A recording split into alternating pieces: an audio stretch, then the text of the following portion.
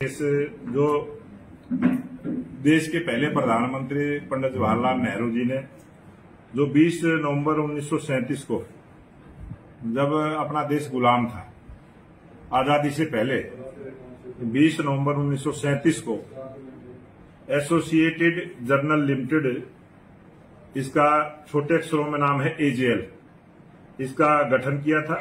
AJL के अंतर्गत अंग्रेजी में नेशनल हेराल्ड और हिंदी के अंदर नवजीवन के नाम से और उर्दू में कौमी आवाज समाचार पत्र, ये 3 अखबार अंग्रेजी, हिंदी और उर्दू अलग अलग नाम से ये छपते थे। अंग्रेजी में नेशनल हेराल्ड, हिंदी में नवजीवन और उर्दू में कौमी आवाज समाचार पत्र। एजेएल पर मालिकाना हक भी कभी पंडित जवाहरलाल नेहरू जी ने अपने जीवन में कभी भी उन्होंने मालिकाना हक नहीं जताया, क्योंकि इस एजेएल ग्रुप के 5000 स्वतंत्रता सेनानी इसके शेयर होल्डर थे और ये 5000 शेयर होल्डरों के माध्यम से ही एजेएल का गठन किया गया। अखबार के प्रकाशन के लिए एजेएल को कई शहरों में, क्योंकि ये 3 अखबारों का प्रकाशन इनके माध्यम से होता था। जब आजादी के बाद जो कांग्रेस की सरकार थी, कई शहरों में सस्ते दामों पर सरकारों से जमीनें मिली। 1956 में एजेएल को गैर व्यवसायिक कंपनी के तौर पर स्थापित किया गया। 1956 में आगे इसमें कुछ बदलाव हुआ और कंपनी एक्ट धारा 25 से कर मुक्त कर दिया गया। कंपनी धीरे धीरे घाटे में चली गई। साल 2008 तक एजेएल पर 90 करोड़ से ज्यादा का कर्ज चढ़ गया। जब एजेएल ने फैसला किया कि अब समाचार पत्रों का प्रकाशन नहीं किया जाएगा, अखबारों का प्रकाशन बंद करने के बाद एजेएल प्रॉपर्टी बिजनेस में उतारी। 2010 में सोनिया गांधी और राहुल गांधी की इस एजेएल ग्रुप में एंट्री होती है, उससे पहले ये नहीं थे। 2010 में सोनिया गांधी, राहुल गांधी की एंट्री और एजेएल के 1057 जो शेयर थे, शेयर धारक थे। इसी वर्ष 5 लाख रुपए से कांग्रेस ने यंग इंडिया लिमिटेड कंपनी बनाई और इसमें तत्कालीन कांग्रेस पार्टी के महासचिव राहुल गांधी डायरेक्टर के रूप में शामिल किए गए।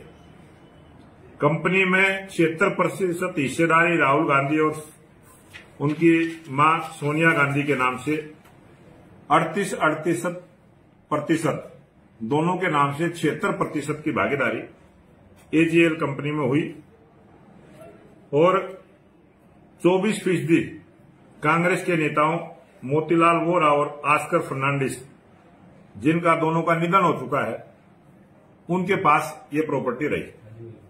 इसके बाद एजेएल के 10-10 रुपए के 9 crore share young India limited को दे दिए गए।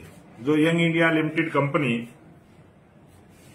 5 लाख रुपए से कांग्रेस ने शुरू की थी, जो बनाई थी, वो 10-10 रुपए के 9 करोड़ शेयर यंग इंडिया को दे दिए गए और इसके बदले यंग इंडिया को कांग्रेस का लोन चुकाना था। 9 करोड़ शेयर के साथ यंग इंडिया को इस कंपनी के 99% शेयर हासिल हो गए। इस तरह कांग्रेस ने 26 फरवरी 2011 को इसकी 90 करोड़ रुपए की देनदारियों को अपने जिम्मे ले लिया। बाद में कांग्रेस पार्टी ने 90 करोड़ का लोन भी माफ कर दिया। जब कांग्रेस की सरकार थी, कांग्रेस की सरकार ने 90 करोड़ रुपए का जो लोन था वो भी सरकार की तरफ से उसका माफ कर दिया, यानी यंग इंडिया लिमिटेड को मुफ्त में एजेएल का स्वामित्व मिल गया।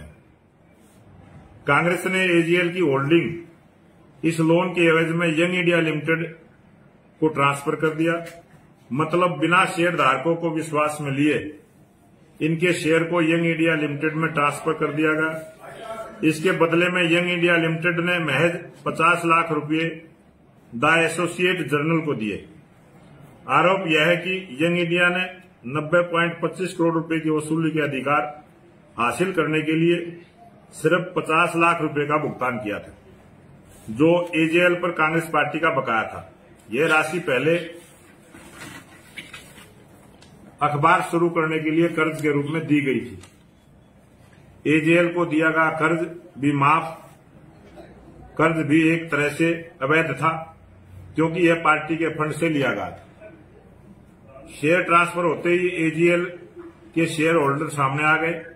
पूर्व कानून मंत्री शांति भूषण, इलाहाबाद व मद्रास उच्च न्यायालयों के पूर्व मुख्य न्यायाधीश मार्कंडेय काटजू सहित कई शेयर धारकों ने आरोप लगाया कि जब यंग इंडिया ने एजेएल का अधिग्रहण किया था तब उन्हें कोई नोटिस नहीं दिया गया था। यही नहीं, शेयर ट्रांसफर करने से पहले शेयर होल्डर से सहमति भी नहीं ली गई। बता दें कि शांति भूषण और मार्कंडेय काटजू के पिता के नाम पर एजेएल में शेयर था। 2014 में जब केंद्र में भाजपा की सरकार आई तो इस मामले की जांच प्रवर्तन निदेशालय यानी ईडी ने शुरू की। मामले में सोनिया और राहुल गांधी पर कार्रवाई की तलवार लटकने लगी थी। ऐसे में दोनों कोर्ट पहुंच गए। 19 दिसंबर 2015 को निचली अदालत ने इस मामले में दोनों को जमानत दे दी थी। 2016 में सुप्रीम कोर्ट ने उनके खिलाफ कार्रवाई रद्द करने से इनकार करते हुए मामले के सभी 5 आरोपियों सोनिया गांधी, राहुल गांधी, मोतीलाल वोरा, ऑस्कर फर्नांडिस और सुमन दुबे को व्यक्तिगत उपस्थिति से छूट दी थी। साल 2013-14 में कांग्रेस पार्टी द्वारा नेशनल हेराल्ड को भारतीय राष्ट्रीय कांग्रेस द्वारा कर्ज देने को लेकर एक प्राइवेट कंप्लेंट भी कोर्ट में दायर की गई, जो आज भी विचाराधीन है। 18 दिसंबर 2015 को प्रवर्तन निदेशालय ईडी ने नेशनल हेराल्ड केस को जांच के लिए फिर से खोल दिया। 2018 में केंद्र सरकार ने 56 साल पुराने स्थायी पट्टे को समाप्त करने का फैसला लिया। इसके अलावा हेराल्ड हाउस परिसर से एजेएल को इस आधार पर बेदखल करने का फैसला किया कि एजेएल कोई प्रिंटिंग या पब्लिकेशन गतिविधि नहीं कर रहा है, जबकि इसी काम के लिए बिल्डिंग को 1962 में आवंटित किया गया था। जिस काम के लिए वो बिल्डिंग दी थी वो काम उसमें नहीं हो रहा था। हालांकि 5 अप्रैल 2019 को सुप्रीम कोर्ट ने अगली सूचना तक सार्वजनिक परिसर अधिनियम 1971 के तहत एजेएल के खिलाफ कार्रवाई पर रोक लगाने का आदेश दे दिया था। इसके बाद ईडी ने सोनिया गांधी और राहुल गांधी को पूछताछ के लिए तलब किया। सोनिया गांधी और राहुल गांधी ने एक ऐसी कंपनी बनाई जिसका मकसद कारोबार करना नहीं था, बल्कि वो इस कंपनी के जरिए एजेएल को खरीदकर उसकी 2000 करोड़ रुपए की संपत्ति को अपने नाम पर कराना चाहते थे। वर्ष 2011 में इसलिए कांग्रेस पार्टी ने यंग इंडिया लिमिटेड बनाकर हजारों करोड़ की राष्ट्रीय संपत्ति हड़प की। ये है इसकी सच्चाई। और इसमें ईडी ने नेशनल हेराल्ड जो young India money laundering case में 15 अप्रैल 2025 को पीएमएलए के तहत चार्जशीट दाखिल किया, जिसमें आरोपियों में सोनिया गांधी, राहुल गांधी, सैम पित्रोदा, सुमन दुबे के नाम शामिल है। 11 अप्रैल 2025 को ईडी ने एक बयान में कहा कि वह नेशनल हेराल्ड अखबार और एसोसिएटेड जर्नल लिमिटेड एजेएल से जुड़ी मनी लॉन्ड्रिंग केस की जांच के दौरान पूर्व 661 करोड़ रुपए की अचल संपत्तियों को कब्जे में लेगी। 11 अप्रैल 2025 को ईडी ने पीएमएलए एक्ट की धारा 8 और एसोसिएटेड नियमों के तहत 5/1 के अनुसार संबंधित संपत्ति रजिस्ट्रार को दस्तावेज सौंपे, जहां ये संपत्तियां हैं। ईडी ने कब्जे में लिए जाने वाले परिसर को खाली करने की मांग की है। 661 करोड़ की इन अचल संपत्तियों के अलावा एजेएल के 90.2 करोड़ रुपए के शेयरों को ईडी ने नवंबर 2023 में अपराध की आय को सुरक्षित करने और आरोपों को इसे नष्ट करने से रोकने के लिए कुर्क किया था। 11 अप्रैल 2025 को दिल्ली के Herald house, 5A Bahadur Shah Zafar मार्ग, मुंबई के बांद्रा ईस्ट और लखनऊ के विश्वेश्वर नाथ रोड स्थित एजेएल की बिल्डिंग पर ईडी द्वारा नोटिस चिपकाए गए। प्रवर्तन निदेशालय ईडी ने नेशनल हेराल्ड केस में 22 नवंबर 2023 को यंग इंडिया की 751.9 करोड़ रुपए की संपत्ति अटैच की थी। इस कंपनी में सोनिया गांधी और राहुल गांधी की 76% हिस्सेदारी, जो 38% है, वो उसकी हिस्सेदारी इसमें है। नेशनल हेराल्ड मामले में प्रवर्तन निदेशालय ईडी ने 4 अगस्त 2022 को करीब 7 घंटे तक कांग्रेस नेता मल्लिकार्जुन खड़गे से पूछताछ की थी, क्योंकि वे तब नेशनल हेराल्ड के एकमात्र एम्प्लॉय थे। उस समय मल्लिकार्जुन खड़गे को उसका एम्प्लॉय दिखा हुआ था, इसलिए उनसे पूछताछ की गई। इसके बाद ईडी ने कांग्रेस नेता पवन बंसल का बयान भी दर्ज किया था। इसी केस में ईडी ने 3 अगस्त 2022 को दिल्ली की हेराल्ड बिल्डिंग में स्थित यंग इंडिया कंपनी का ऑफिस सील कर दिया था।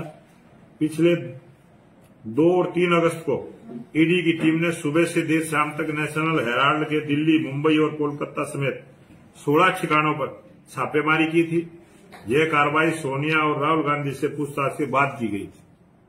जून 2022 में नेशनल हेराल्ड केस में राहुल गांधी ने से 5 दिनों में 50 घंटे पूछताछ हुई थी। फिर 21 जुलाई 2022 में नेशनल हेराल्ड केस में सोनिया गांधी से 3 दिन में 12 घंटे सवाल हुए थे। इसी दौरान उनसे 100 से ज्यादा सवाल किए गए। ईडी ने राहुल गांधी से जून 2022 में 5 दिनों में 50 घंटे से ज्यादा पूछताछ की थी। ये जो सारा मामला जिस प्रकार से था, ये जिस प्रकार से एक बहुत बड़ा भ्रष्टाचार का मामला है, एक संपत्ति को हड़पने का मामला है, उस पर ईडी ने कार्रवाई की है। लेकिन कांग्रेस पार्टी ने इसको राजनीतिक रूप देने का जो प्रयास किया है और जिस प्रकार से उन्होंने बयानबाजी की है, वो विषय जनता के बीच में जाए और ठीक बात जनता के बीच में जाए, इसके लिए मैंने आप सबसे बातचीत की है।